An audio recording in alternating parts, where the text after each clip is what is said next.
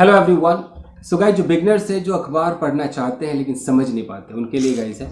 और जैसे ये आप देख रहे हैं, ये एक न्यूज़पेपर आर्टिकल मैंने उठाया है, बिगनर्स के लिए उठाया है। ये 19 मार्च 2021 का, और ये द हिंदू का ही है गाइस। ओके, अब आपको किसी भी न्यूज़ आर्टिकल में गाइस बहुत कुछ मिलने वाला है। तो जैसे मैंने एक थंबनेल ही बनाया था, देख सकते हैं आप। आपको टू बी के साथ वर्ब का थर्ड फॉर्म मिलेगा। अगर आप एक बिगनर हैं तो ये आना चाहिए। आपको सिर्फ टेंस आता है, ये नहीं आएगा, आप कैसे न्यूज़पेपर पढ़ पाएंगे, समझ पाएंगे।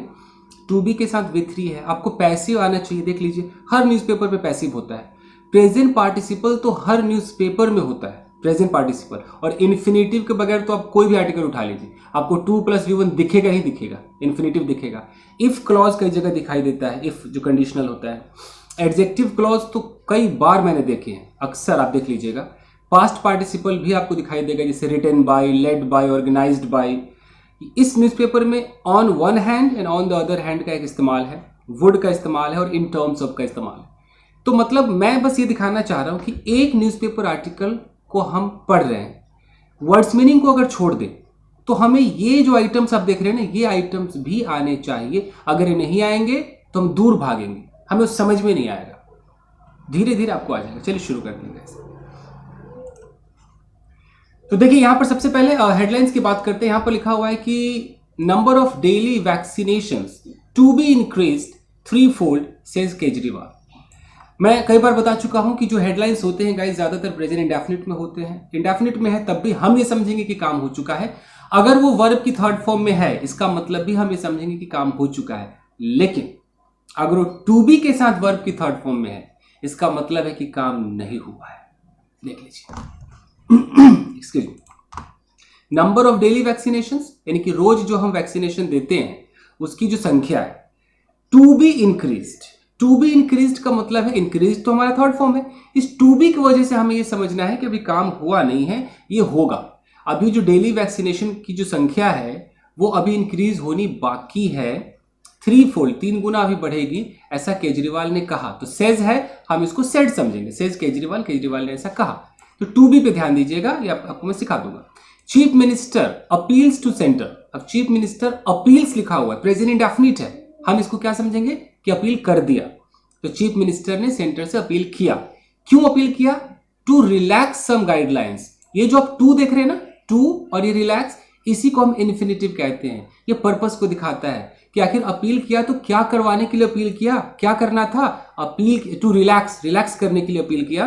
कि क्या रिलैक्स करना है? Some guidelines in terms of eligible age groups.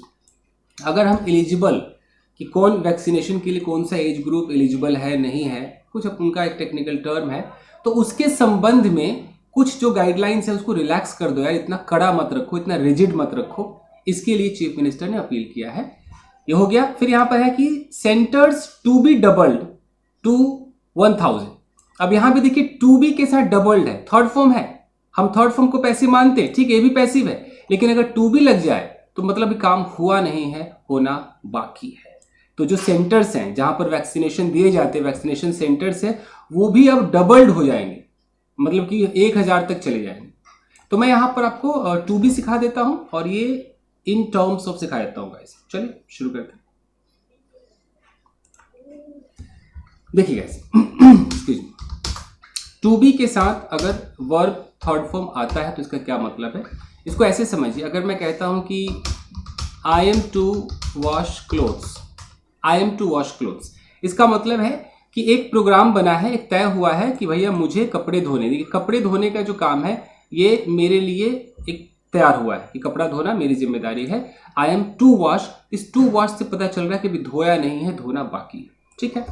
अगर यहाँ पर ऐसा होता कि द क्लोथ्स, फिर यहाँ रहता आर और रहता to be washed, to be washed, the clothes are to be washed, इसका मतलब है कि ये जो कपड़े हैं ना, ये अभी धुले नहीं, इनका धोया जाना बाकी है। जैसे टू बी लगाएंगे तो वर्ब की थर्ड फॉर्म आएगी, तो फिर क्या हो जाएगा कि हम जिसे यहाँ देखेंगे क्लोथ्स, ये हमारा सब्जेक्ट है, लेकिन इस टू बी थर्ड फॉर्म की वजह से ये जो सब्जेक्ट है ये डूअर नहीं है, ये रिसीवर है। क्लोथ्स डूअर होता तो क्लोथ्स खुद किसी को धोता, लेकिन ये क्लोथ्स किसी को धो नहीं रहा है, क्लोथ्स खुद धुलेगा, कोई है जो क्लोथ्स को धो देगा, समझ रहे ना। तो अगर मैं ऐसे बोलूं कि he is to be better, he is to be better. ही तो हमारा सब्जेक्ट है, तो ये ही डूअर है या रिसीवर है, ये करेगा या इसके साथ होगा। तो इस टू बी के साथ जो थर्ड फॉर्म है, इससे पता चल जाएगा कि अच्छा ये कुछ नहीं करेगा, ये किसी को पीटेगा नहीं, ये बेचारा खुद मार खा जाएगा। लेकिन अगर यहाँ ऐसे नहीं रहता, यहाँ रहता कि he is to beat, he is to beat, यानी कि जो ही नाम का व्यक्ति है ये डूअर है, ये किसी को पीटेगा भी, पीटा नहीं है, पीटना बाकी है, किसी को पीटेगा। ये फर्क होता है गाइस।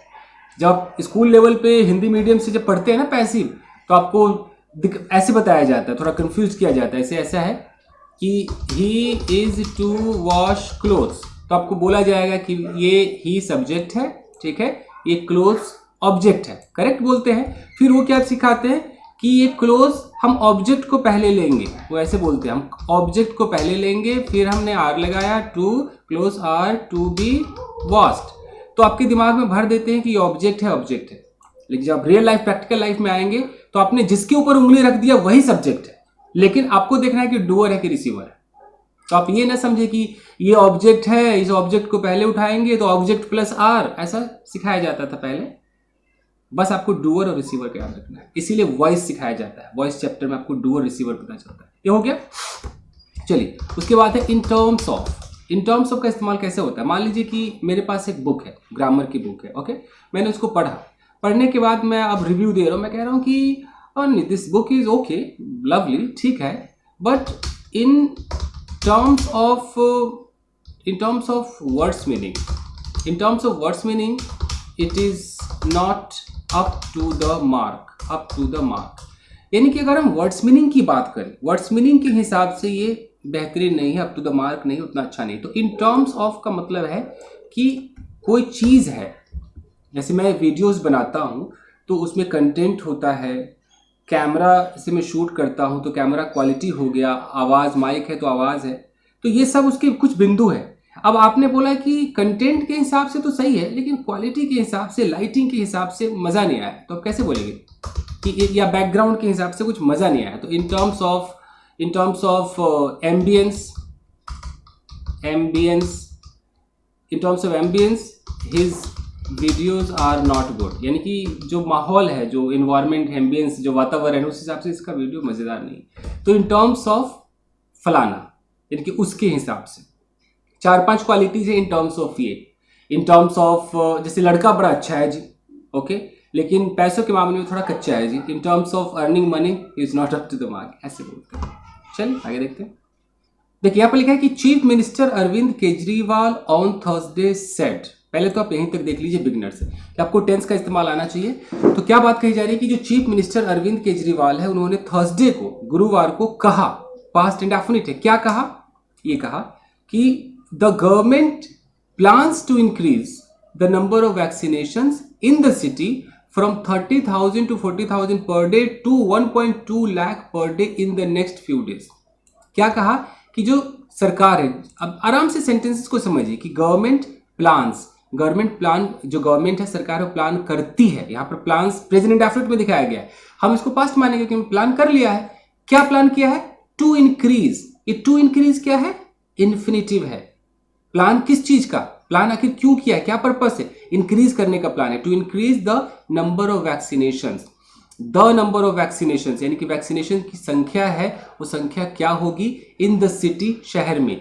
तो वो जो वैक्सीनेशन की संख्या है उसको इंक्रीज करेंगे फ्रॉम 30,000 टू 40,000, यानी कि पहले 30,000 से लेकर 40,000 तक की संख्या थी, उससे बढ़ा करके 1.2 लाख पर डे करेंगे in the next few days, आने वाले कुछ दिनों में। समझ में आ रहा है? जैसे यहाँ पर लिखा हुआ है कि द नंबर ऑफ, तो आपको छोटी छोटी चीज़ें आनी चाहिए, स्पोकन में भी इस्तेमाल चाहे तो आप कर सकते हैं। जैसे एक होता है कि अ नंबर ऑफ, एक होता है द नंबर ऑफ। होता है क्या है, अगर मैं ऐसे बोलता हूँ कि a number of students are playing, a number of students are playing, यानी कि स्टूडेंट्स की संख्या है, मतलब कुछ स्टूडेंट्स हैं, नंबर ऑफ स्टूडेंट्स मतलब कि कुछ हैं, सम स्टूडेंट्स मान लीजिए, आर प्लेइंग, वो खेल रहे हैं। लेकिन अगर मैं कह दूं कि the number of students is 15, तो यहाँ पर पता है क्या है कि द नंबर ऑफ स्टूडेंट्स, यहां पर स्टूडेंट्स की एक संख्या बताने को कहा जा रहा है कि स्टूडेंट्स की संख्या कितनी, वो 100 है कि 50 है। तो द नंबर एग्जैक्ट एक पॉइंट की बात हो रही है।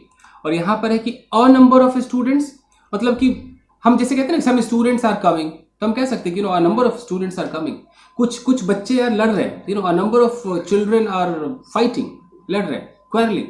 और मैं बोलूं कि the number of students fighting is 100, यानी कि जो स्टूडेंट्स लड़ रहे हैं उनकी जो संख्या है, the number exact fix particular जो है वो ये है। तो पर्टिकुलर दिखाने के लिए हमें द नंबर का इस्तेमाल करना पड़ता है।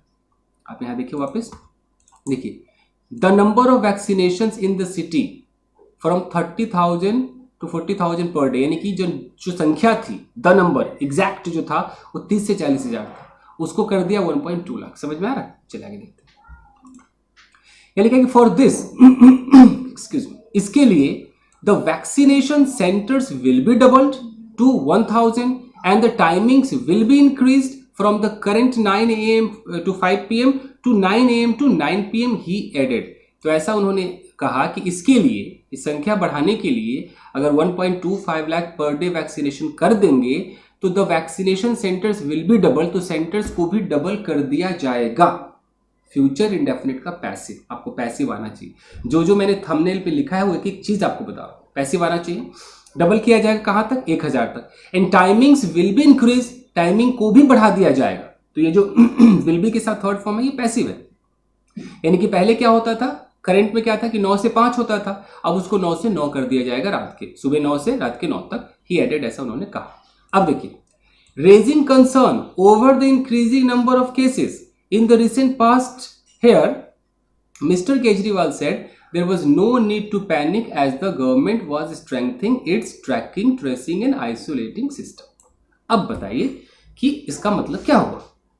देखिए, अचानक अगर वर्ब में आईएनजी से सेंटेंस शुरू हो जाता है तो इंसान ये सोचता है कि यार या तो ये जिरंड होगा या ये पार्टिसिपल होगा। अब कैसे पहचाने?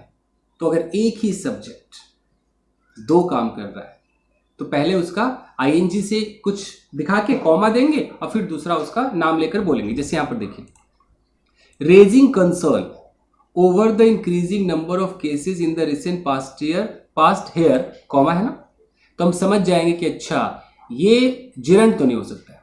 जिरंड होता तो कहीं ना कहीं इज लगा होता कि रेजिंग कंसर्न इज दिस, कुछ ऐसा होता है ना।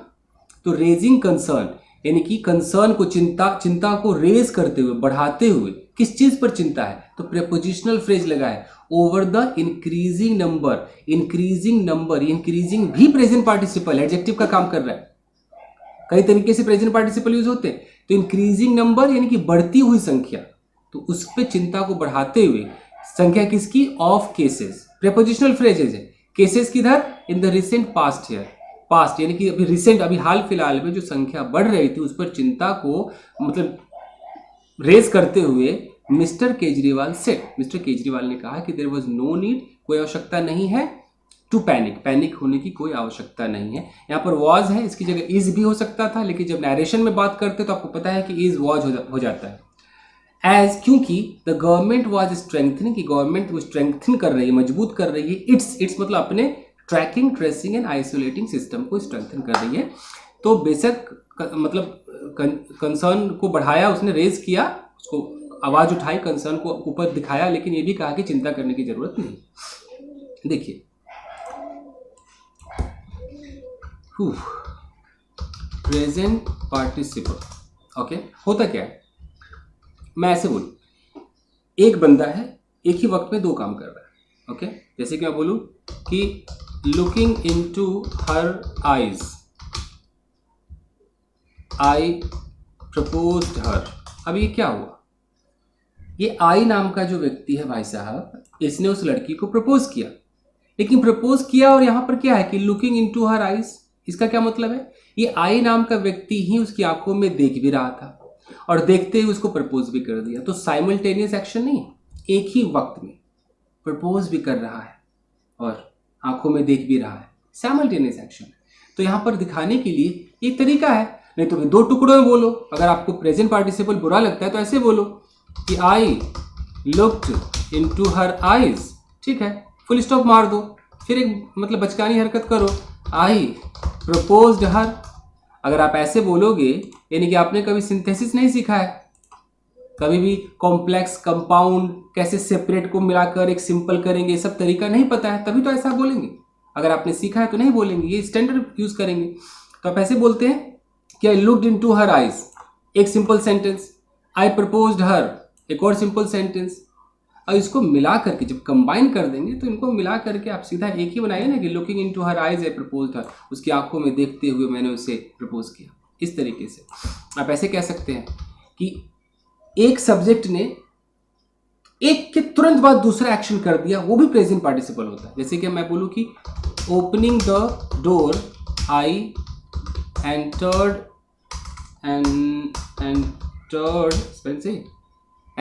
The house, entered the room कर देते हैं, एंटर्ड द रूम। अब opening the door I entered the room, ये जो आई नाम का व्यक्ति है ये मतलब रूम में घुसा। तो घुसा तो घुसने से पहले क्या किया होगा, इसने दरवाजा को खोला। तो दरवाजा खोला और घुसा, ज्यादा वक्त नहीं लगा। तो एक सब्जेक्ट ने दो एक्शंस परफॉर्म किए तुरंत, एक किया खोला घुसा, ये भी प्रेजेंट पार्टिसिपल है। तो इंसान ऐसे बोल सकते हैं ना, opening the door I entered the room. और अगर ऐसे नहीं बोलना है तो पता है वो कैसे बोलेगा, कैसे बोलेगा कि आई ओपन्ड द रूम, फिर एंड लगाएगा and entered open the door, sorry I open the door and entered the room, ऐसे करके बोल सकता है। आपने सुना होगा कि seeing the lion I ran away, शेर को देखकर हम भाग गए, सब क्या है, प्रेजेंट पार्टिसिपल है। और एक प्रेजेंट पार्टिसिपल होता है जैसे मैं बोलूं कि flying birds, okay, increasing cases, okay, dancing girl. इस तरीके से अगर आपको आईएनजी में दिखता है तो ये भी प्रेजेंट पार्टिसिपल है। ये एक एडजेक्टिव का काम कर रहा है। एडजेक्टिव तो सारे ही थे लेकिन ये छोटे छोटे एडजेक्टिव एक वर्ड वाला है कि फ्लाइंग बर्ड्स यानी कि उड़ती हुई चिड़िया, इंक्रीजिंग केसेस बढ़ते हुए केसेस, ये सब भी प्रेजेंट पार्टिसिपल कहलाते हैं। चलिए आगे देखते हैं, इतना लेक्चर काफी है, बोर तो नहीं हो रहे आप, आगे देखते हैं। चलिए खत्म ही करते हैं।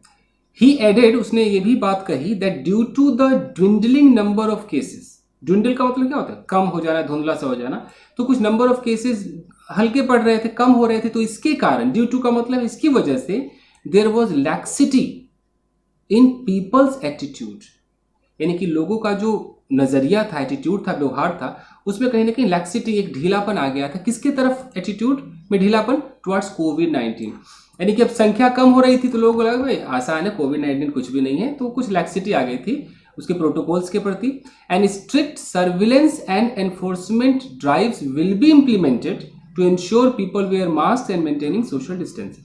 अब यहाँ पर एंड से जोड़ दिया है कि यहाँ से कि स्ट्रिक्ट सर्विलेंस, कड़ी नजर, एंड एनफोर्समेंट ड्राइव्स, और बिल्कुल वो कानून का पालन करवाया जाने वाला, एनफोर्समेंट के जो कदम है वो विल बी इम्प्लीमेंटेड, वो बिल्कुल कार्यान्वित किए जाएंगे, वो चलाए जाएंगे, मनवाया जाएगा।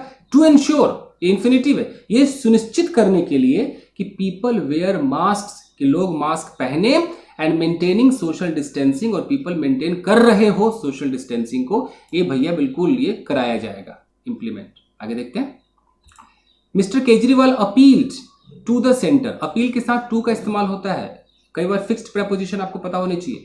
तो मिस्टर केजरीवाल ने अपील किया, सेंटर से अपील किया टू प्रोवाइड रिलैक्सेशन, यहां पर टू प्रोवाइड इन्फिनिटिव है कि रिलैक्सेशन प्रोवाइड करो in the covid vaccination guidelines.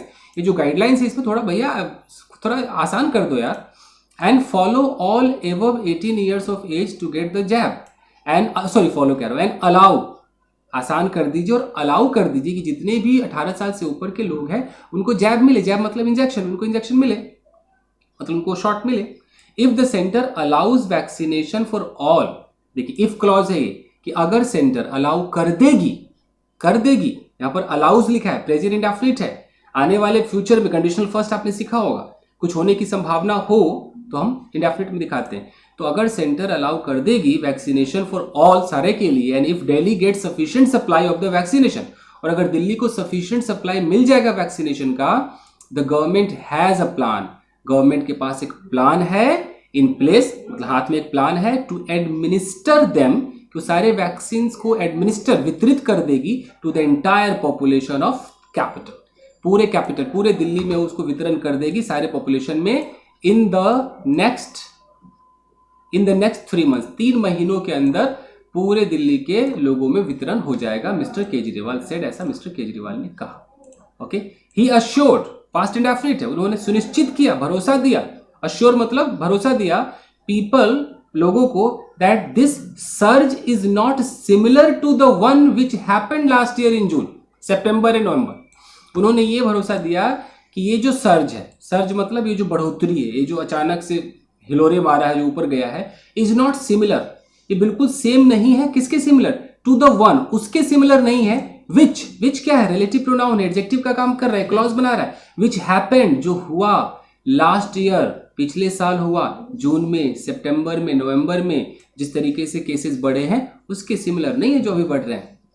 The situation is being monitored closely, present continuous का पैसिव है, आपको पैसिव आना चाहिए, जो सिचुएशन है उसको मॉनिटर किया जा रहा है बहुत ही क्लोजली, बहुत ही नजर रख करके। Are health experts are being consulted regularly, present continuous का पैसिव है कि हेल्थ एक्सपर्ट्स को कंसल्ट किया जा रहा है।